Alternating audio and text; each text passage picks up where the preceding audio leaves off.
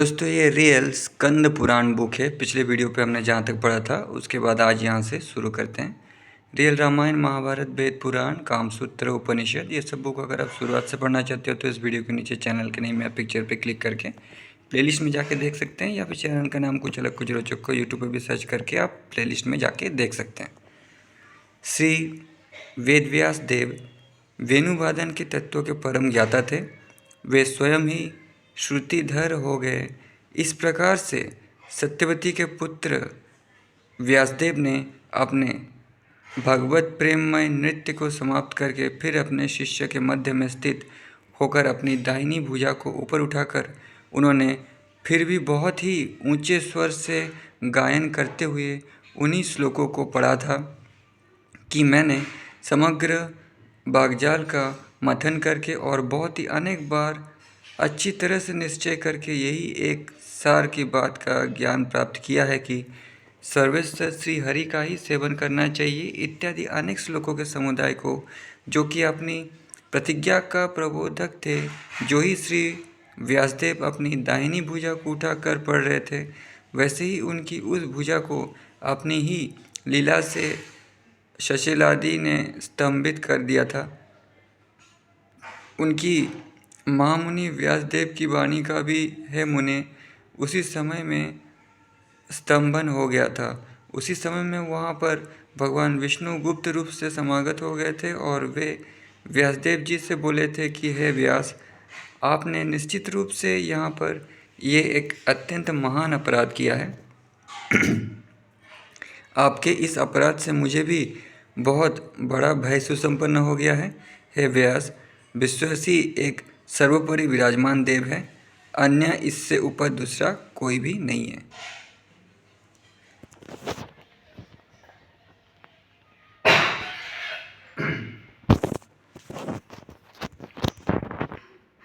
मैं भी उन्हीं विश्वेश की महिमा के प्रभाव से चक्रधारी बना हुआ हूँ तथा लक्ष्मी को प्राप्त करने वाला हो गया हूँ।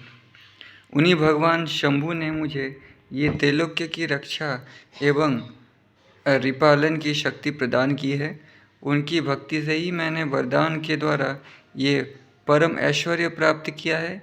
जो कुछ किया सो किया, अब आप ही उन्हीं शंभु भगवान का स्तवन करो यदि आप मेरा शुभ चाहते हो। मैं ये भी बतला देता हूँ कि फिर भी कभी अन्य समय तथा स्नान में आपको ऐसी अपनी बुद्धि नहीं करनी चाहिए। पराशर के पुत्र व्यासदेव ने होश पे आकर ये श्रवण करके कहा, उन नंदी ने अपनी दृष्टि मात्र से ही मेरी एक भुजा का स्तंभन कर दिया है और मेरी वाणी का स्तंभन उस भार्या से ही हो गया है। अतएव हे प्रभु, आप मेरे कंठ की कंदली का स्पर्श करिए, जब भी मैं भवानी के पति का संस्तवन करने के लिए समर्थ हो सकता हूँ, जो कि इस समस्त संसार के अंत करने वाले हैं। भगवान विष्णु ने व्यासदेव के कंठ का संस्पर्श किया था तो नारायण ने शिव की रचना की थी, नारायण रूपी आत्मा ने, और शिव विष्णु ये सब एक साथ आए थे और गुप्त रूप से ही ऐसा करके वे चले गए थे। इसके अनंत सत्यवती के पुत्र श्री व्यासदेव ने स्तंभित भुजा वाला ही रहते हुए अपनी उदार बुद्धि से महेशान प्रभु का संस्तवन करने का आरंभ कर दिया था। श्री व्यासदेव ने कहा, इस विशाल विश्व ब्रह्मांड में एक ही रुद्रदेव सबके समुच्च देव हैं, क्योंकि ब्रह्म एक ही है और वो अनेक ना होकर ही एक विभिन्न रूपों में रहता है। तो मतलब ब्रह्म एक ही है, वही ब्रह्म विष्णु शिव के अंदर ही है। इसीलिए अष्टावक्र कहते हैं कि आत्मा को, ब्रह्म को मान। कृष्ण भी गीता में ये कह रहे हैं। अगर आपने नहीं देखा है तो वो दोनों वीडियोस देख सकते हैं आप।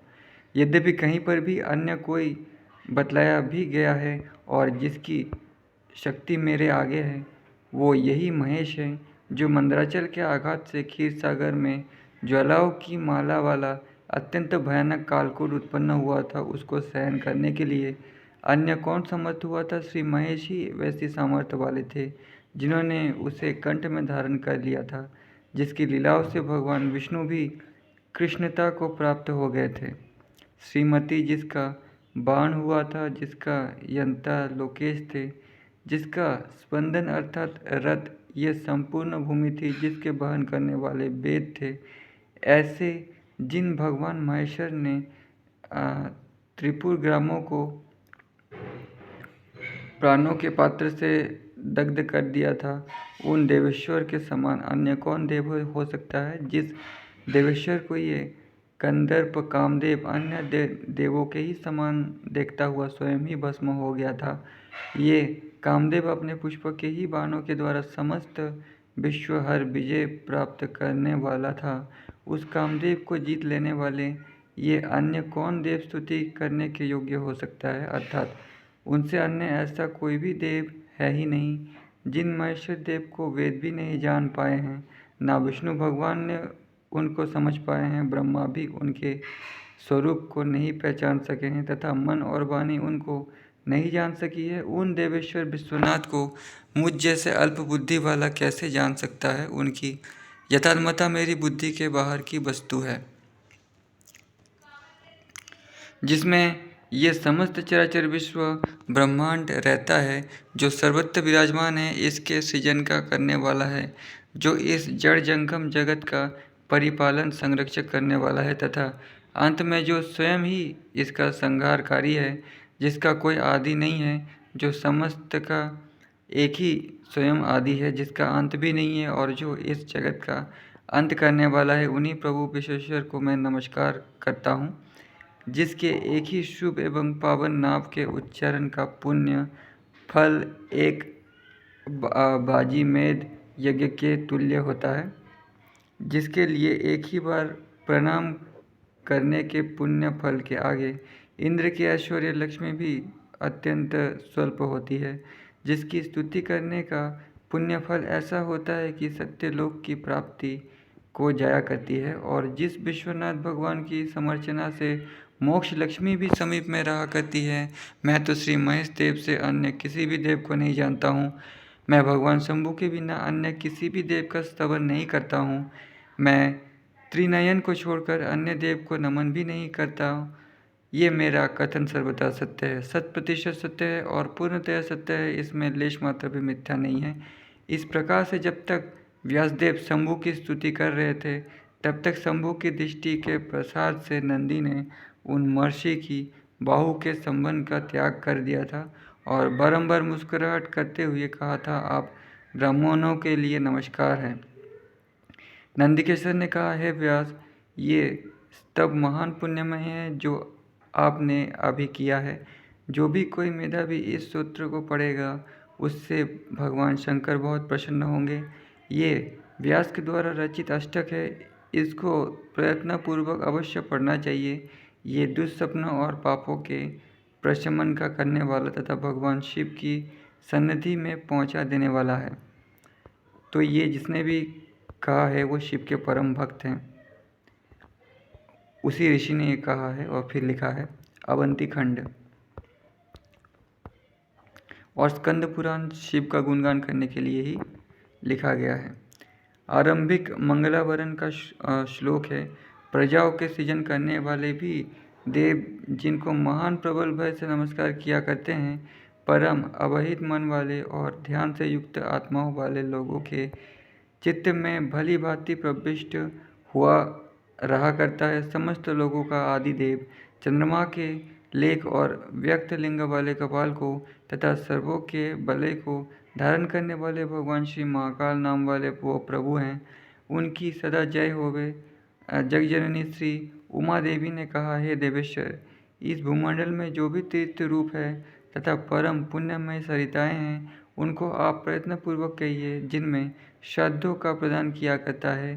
श्री ईश्वर ने कहा, समस्त लोकों में परम विख्यात त्रिपथगा गंगा नदी है, जो देव गंधर्वों और मुनियों द्वारा सेवित और उपासित होती है। हे देवी, सविता देव की पुत्री, लोगों का पावन करने वाली यमुना है, जो पितृगणों की बहुत ही अधिक प्यारी है और बड़े से बड़े पातकों के विनाश कर देने वाली है।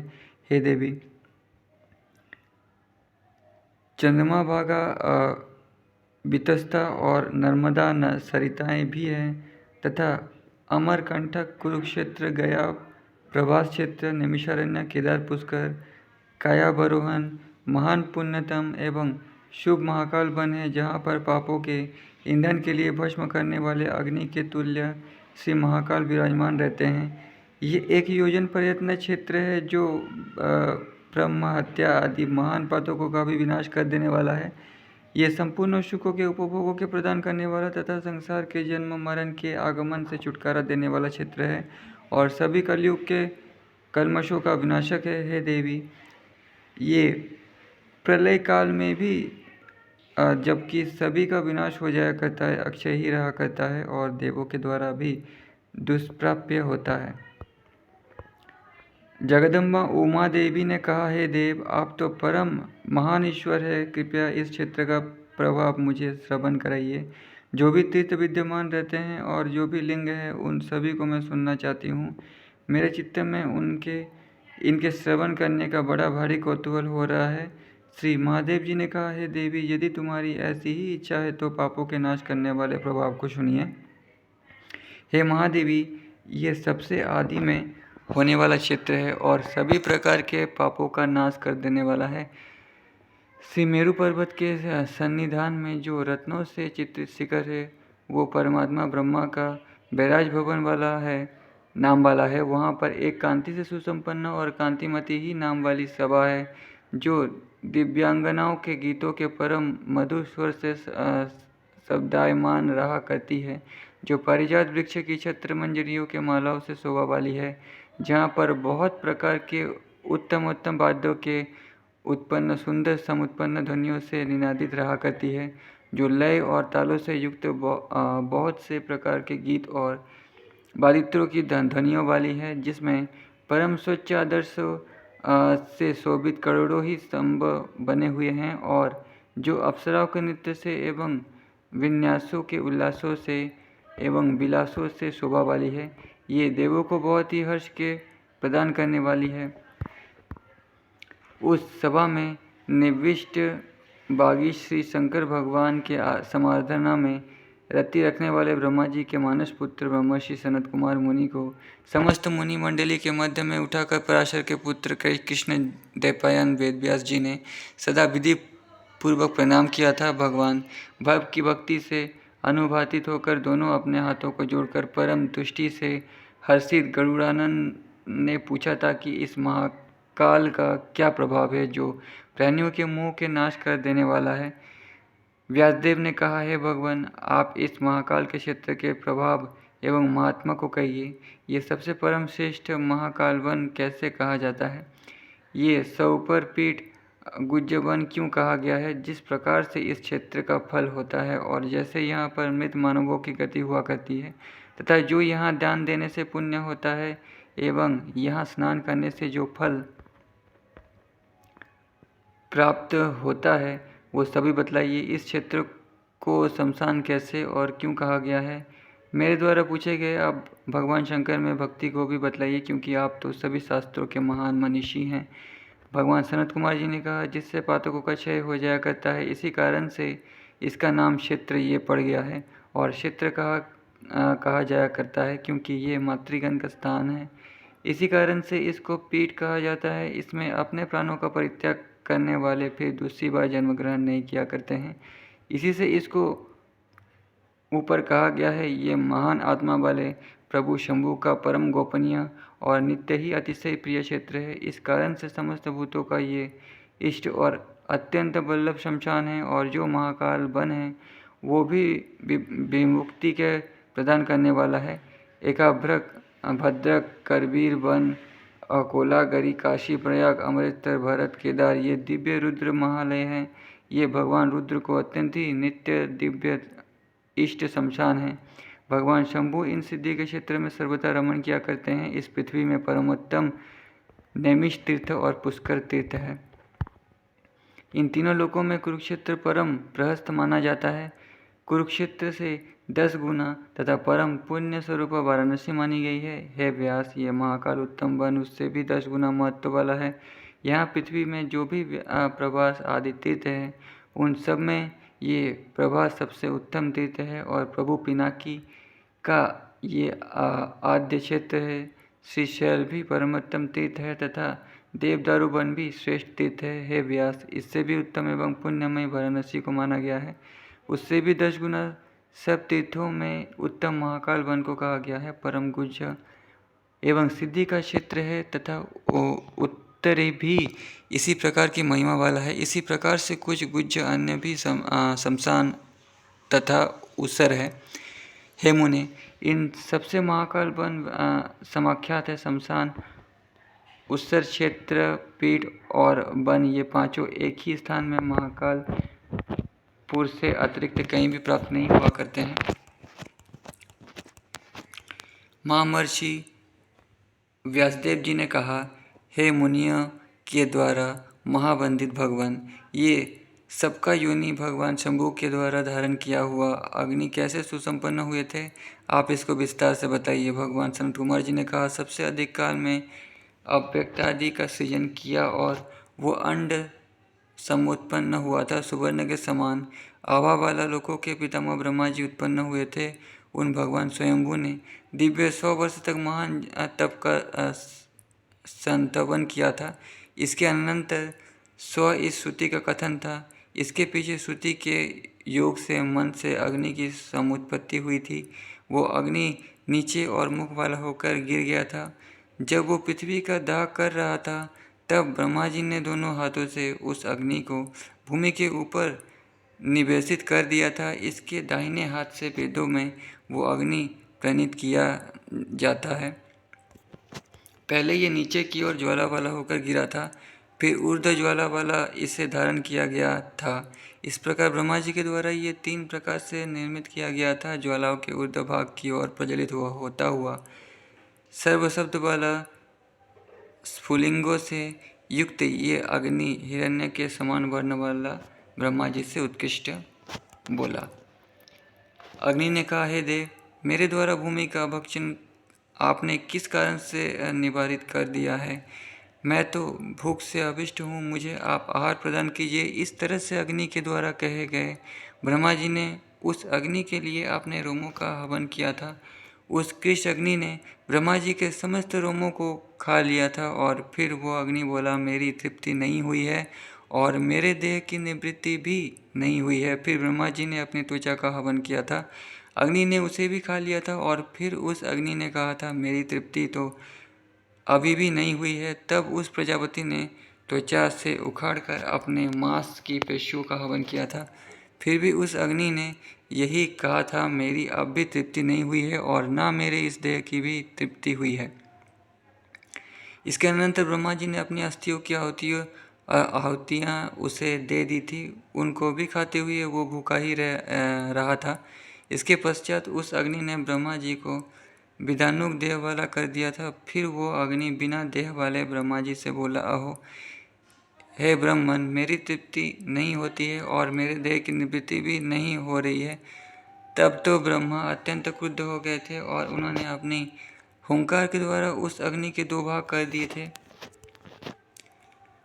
वे 2 भागों में हो जाने वाले अग्नियों ने रुदन करते हुए प्रजापति से अपने आहार के लिए कहा था। फिर ब्रह्मा जी ने उन दोनों भागों को एक एक करके 3 भागों में कर दिया था। वे 3 भाग रुदन करते थे। उनमें से एक भाग ने रुद्रदेव का संशय ग्रहण कर लिया था। हे व्यास, क्रुद्ध हुए ब्रह्मा जी ने फिर हुंकार के द्वारा उस अग्नि को ताड़ित किया था।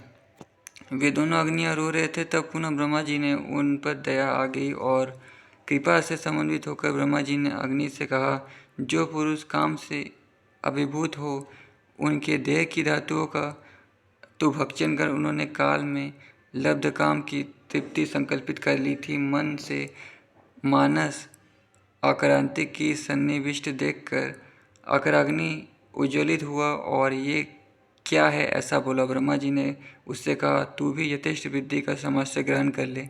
देह के मध्य में बाहिर भी और मुनियों के आश्रम में अपनी वृत्ति ग्रहण करो।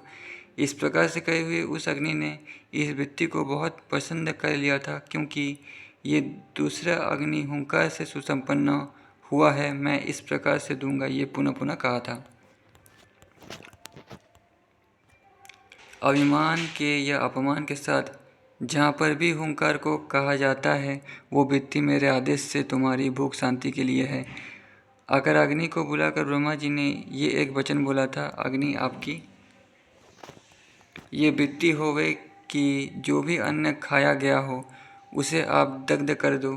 फिर उकर अग्नि को बुलाकर ब्रह्मा जी ने कहा, जो भी इस पृथ्वी में मरुस्थल हो हे भगवान, वहाँ पर आप अपना आश्रम बनाइए, मैं आपके लिए स्थान और आहार को करूँगा। इस तरह से ब्रह्मा जी के द्वारा कही हुई उस अग्नि ने पृथ्वी में जो भी शिलाओं का समुदाय था है महामुनि व्यास, उनके द्वारा कही हुई अग्नि ने गिरी में दुर्ग में स्थिति की और वहाँ पर वो उकर अग्नि हो स्थित हो गया था। समुद्र में बड़वा मुख अग्नि है, वो भी ब्रह्मा जी के द्वारा स्थान की लिप्सा से भिन्न ब्रह्मा जी के द्वारा समाहूत किया गया था। ब्रह्मा जी ने उससे कहा, आप समस्त लोगों की चक्षु हैं, इसलिए आप द्विजातियों की परम संस्कृत वाणी को प्रकाशित करिए। वाणी देवी पुण्य और संस्कृत ही होने चाहिए, जो वाणी बिना संस्कारों वाली है वो आयुष्य का हनन किया करती है। तो वीडियो बहुत बड़ा हो गया, आज की वीडियो पे इतना ही। इसके बाद नेक्स्ट वीडियो पे पढ़ेंगे यहाँ से। तब तक के लिए धन्यवाद।